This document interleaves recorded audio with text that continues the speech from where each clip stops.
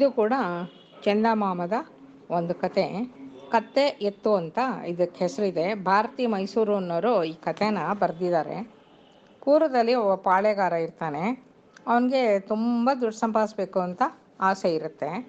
ಅವನು ದುರ್ಮಾರ್ಗನ ಅಂದರೆ ಕಳ್ತನ ಮಾಡಿಸೋದು ಹಾಗೆಲ್ಲ ಮಾಡಿ ಮಾಡಿ ತುಂಬ ಧನ ಸಂಪತ್ತು ಕೂಡ ಹಾಕ್ಕೊಂಬಿಡ್ತಾನೆ. ತುಂಬ ದುಡ್ಡು ಒಟ್ಟು ಮಾಡ್ಕೊಂಬಿಡ್ತಾನೆ. ಬರ್ತಾ ಬರ್ತಾ ಬರ್ತಾ ಇದು ಕಳ್ತನ ಮಾಡಿ ಮಾಡಿ ದುರ್ಮಾರ್ಗನ ಸಂಪಾದಿಸಿದಾಗ ತುಂಬ ದುಡ್ಡು ಸೇರಿಬಿಡುತ್ತಲ್ಲ, ಒಂದು ದೊಡ್ಡ ಖಜಾನೆ ಎಲ್ಲ ಮಾಡ್ಕೊಂಬಿಡ್ತಾನೆ. ಆವಾಗ ಒಂದು ದಿವಸ ಅವನಿಗೊಂದು ಆಲೋಚನೆ ಬರುತ್ತೆ. ಇಲ್ಲ, ಇಷ್ಟೊಂದು ದುಡ್ಡು ಇಟ್ಕೊಂಡಿದ್ದೀನಲ್ಲ, ನಾನು ಏನು ಮಾಡೋದು? ಯಾರಾದರೂ ಬಂದಿದ್ದನ್ನ ಕದ್ಕೊಂಡು ಹೊರಟೋದ್ರೆ, ಅಥವಾ ನೆರೆ ರಾಜ್ಯದ ಯಾರಾದರೂ ಮುತ್ತಿಗೆ ಹಾಕಿ ಎತ್ಕೊಂಡು ಹೊರಟೋದ್ರೆ ಏನು ಮಾಡೋದು? ಇದನ್ನು ಹೇಗಾದರೂ ಕಾಪಾಡಬೇಕು ಅಂತ ಮನಸ್ಸಿಗೆ ಬರುತ್ತೆ. ಆವಾಗ ಅವನು ಮಂತ್ರಿ ಇತ್ತಲ್ಲ, ಅವನ್ನ ಕರೆಸ್ತಾನೆ. ಅವನು ಕರೆಸ್ಬಿಟ್ಟು ಏನು ಮಾಡೋದು, ಇದನ್ನು ಹೇಗೆ ನಾನು ಕಾಪಾಡ್ಕೊಳ್ಳೋದು ಅಂತ ಹೇಳ್ತಾನೆ.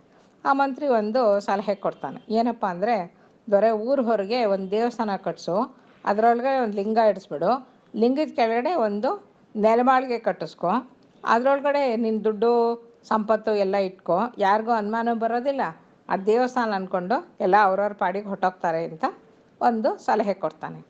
ಸರಿ, ಪಾಳೆಗಾರನಿಗೆ ತುಂಬ ಸಂತೋಷ ಆಗುತ್ತೆ. ಅದೇ ಥರ ಒಂದು ದೇವಸ್ಥಾನ ಕಟ್ಟಿಸ್ತಾನೆ.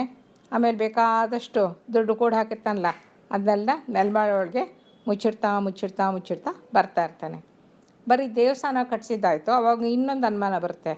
ದೇವಸ್ಥಾನಕ್ಕೆ ಪೂಜೆ ಗೀಜೆ ಇಲ್ಲದೆ ಇದ್ದರೆ ಯಾರಾದರೂ ನುಗ್ತಾರಲ್ವ, ಅದಕ್ಕೆ ಏನು ಮಾಡೋದು ಅಂದ್ಬಿಟ್ಟು ಯಾರಾದರೂ ಒಬ್ಬರು ಅದೇ ಊರಲ್ಲಿ ಇರೋರಾದ್ರೆ ಗೊತ್ತಾಗ್ಬಿಡುತ್ತಲ್ಲ ಅವ್ರಿಗೆ.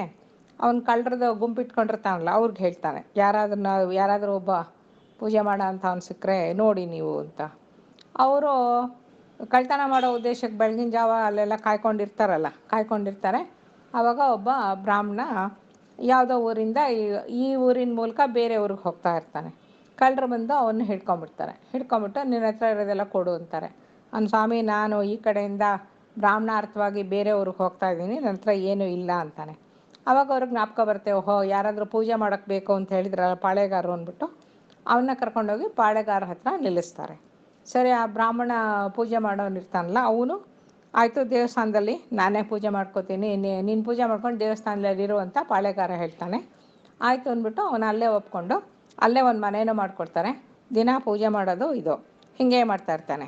ಪಾಳೆಗಾರಂಗೆ ಯಾವತ್ತಾದರೂ ದುಡ್ಡು ಇಡಬೇಕಾದ್ರೆ, ದುಡ್ಡು ತೊಗೋಬೇಕಾದ್ರೆ ಅವತ್ತು ಪೂಜಾರಿಗೆ ಹೇಳ್ತಾನೆ, ಇವತ್ತು ನೀನೇನು ಪೂಜೆ ಮಾಡೋದು ಬೇಡ, ನಾನೇ ಪೂಜೆ ಮಾಡ್ಕೋತೀನಿ ಅಂತ. ಹೀಗೆ ಆ ಗುಟ್ಟನ್ನು ಕಾಪಾಡಿಕೊಂಡು ಇನ್ನೂ ದುಡ್ಡು ಸಂಪಾದಿಸಿ ಇಡ್ತಾ ಇರ್ತಾನೆ. ಕಾಲಕ್ರಮೇಣ ಅವನಿಗೂ ವಯಸ್ಸಾಗತ್ತೆ, ಅವನಿಗೂ ಒಂದು ಕಾಯಿಲೆ ಶುರುವಾಗುತ್ತೆ. ಅವಾಗ ಯೋಚನೆ ಮಾಡ್ತಾನೆ, ಇಷ್ಟೊಂದು ದುಡ್ಡು ಇಟ್ಟಿದ್ದೀನಲ್ಲ, ಈ ಸುಮ್ಮನೆ ಯಾರಿಗೋ ಸಿಗೋ ಬದಲು ಯಾರಾದರೂ ಬುದ್ಧಿವಂತರಿಗಾದರೂ ಸಿಕ್ಕರೆ ಅವ್ರೇನಾದರೂ ಉಪಯೋಗ ಮಾಡ್ತಾರಲ್ವಾ, ಅದಕ್ಕೆ ಏನು ಮಾಡೋದು, ಇದು ಒಳ್ಳೆಯವ್ರಿಗೆ ಸಿಗೋ ಥರ ಮಾಡಬೇಕು ಅಂತ ಒಂದು ಯೋಚನೆ ಬರುತ್ತೆ. ಪುನಃ ಮಂತ್ರಿನ ಕರೆಸ್ಬಿಟ್ಟು ಏನು ಮಾಡೋದು ಉಪಾಯ ಅಂತ ಹೇಳ್ತಾನೆ. ಆವಾಗ ಮಂತ್ರಿ ಒಂದು ಹೇಳ್ತಾನೆ, ಏನು ಅಂದರೆ, ಒಂದು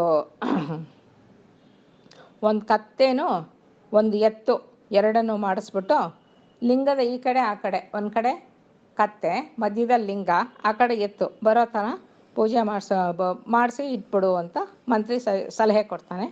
ಸರಿ, ಅದೇ ಥರ ಅವನು ಆ ಥರ ಮಾಡ್ತಾನೆ. ಸರಿ, ಕಾಲಕ್ರಮೇಣ ಏನಾಗುತ್ತೆ, ಬರ್ತಾ ಬರ್ತಾ ಪಾಳೆಗಾರಂಗೆ ಆಮೇಲೆ ನಿಶ್ಚಿಂತೆ ಆಗೋಗುತ್ತೆ. ಯಾರಾದರೂ ಬಂದರೆ ಯೋಚನೆ ಮಾಡಬೇಕಲ್ಲ, ಕತ್ತೆ ಲಿಂಗ ಎತ್ತು ಲಿಂಗದ ಕೆಳಗಿದೆ ಅಂತ ಹೊಳಿಬೇಕಲ್ಲ ಯಾರಿಗಾದ್ರೂ. ಅಷ್ಟು ಬುದ್ಧಿವಂತರಿಗೆ ಸಿಗುತ್ತೆ ಅದು ಅಂತ ಸಮಾಧಾನ ಮಾಡ್ಕೊತಾನೆ. ಸರಿ, ಅವನು ಸತ್ತೋಗ್ಬಿಡ್ತಾನೆ. ಮಂತ್ರಿನೂ ಕಾಲಕ್ರಮೇಣ ಅವನಿಗೂ ವಯಸ್ಸಾಗಿರುತ್ತಲ್ವ, ಅವನು ಸತ್ತೋಗ್ಬಿಡ್ತಾನೆ. ಆವಾಗ ಯಾರೂ ಇಲ್ಲದೆ ಇದ್ದಾಗ ರಾಜ್ಯದಲ್ಲಿ ಕಳ್ತನ ಪುಂಡು ಪೋಖ್ರಿಗಳು ಎಲ್ಲ ಜಾಸ್ತಿ ಆಗೋಗ್ಬಿಡ್ತಾರೆ. ಆವಾಗ ಆ ದೇವಸ್ಥಾನದಲ್ಲಿ ಒಬ್ಬ ಸನ್ಯಾಸಿ ಬರ್ತಾನೆ. ಆ ಸನ್ಯಾಸಿ ಯಾರಪ್ಪ ಅಂದರೆ ಪಕ್ಕದೂರಿನ ರಾಜ್ಕುಮಾರ ಆಗಿರ್ತಾನೆ. ಅವನು ಇಲ್ಲೇನು ನಡೀತಾ ಇದೆ ನೋಡಿಕೊಂಡು ಈ ರಾಜ್ಯವನ್ನು ವಶಪಡಿಸ್ಕೊಳ್ಳೋಕ್ಕಾಗತ್ತಾ ಹೇಗೆ ಅಂತ ಮಾರುವೇಷದಲ್ಲಿ ಬಂದಿರ್ತಾನೆ. ಸರಿ, ಬಂದುಬಿಟ್ಟು ಈ ಪೂಜಾರಿನ ಕೇಳೋಣ, ಇಲ್ಲಿದ್ದಾನಲ್ಲ ಅಂತ ಪೂಜಾರಿನ ಕೇಳ್ತಾನೆ, ಇದೇನಿದು ಎಲ್ಲ ದೇವಸ್ಥಾನದಲ್ಲಿ ಲಿಂಗ ಇರುತ್ತೆ, ಇಲ್ಲಿ ಕತ್ತೆ ಎತ್ತು ಯಾತಕ್ಕಿದೆ ಅಂತ ಕೇಳ್ತಾನೆ. ಅವನಿಗೂ ಏನು ಗೊತ್ತಿರೋದಿಲ್ವಲ್ಲ, ಅವನು ನನಗೆ ಗೊತ್ತಿಲ್ಲ, ನನಗೇನು ಗೊತ್ತಿಲ್ಲ ಅಂತಾನೆ. ಸರಿ, ಆದರೂ ಸನ್ಯಾಸಿ ಆ ದೇವಸ್ಥಾನ ಬಿಟ್ಟು ಹೋಗೋದಿಲ್ಲ, ಅಲ್ಲೇ ಇರ್ತಾನೆ. ಸ್ವಲ್ಪ ದಿವಸ ನೋಡೋಣ ಇದೇನು ತಿಳ್ಕೊಬೇಕು ಅಂತ. ಅವನು ರಾಜ್ಕುಮಾರ ವೀರಸಿಂಹ ಆಗಿರ್ತಾನೆ. ಸರಿ,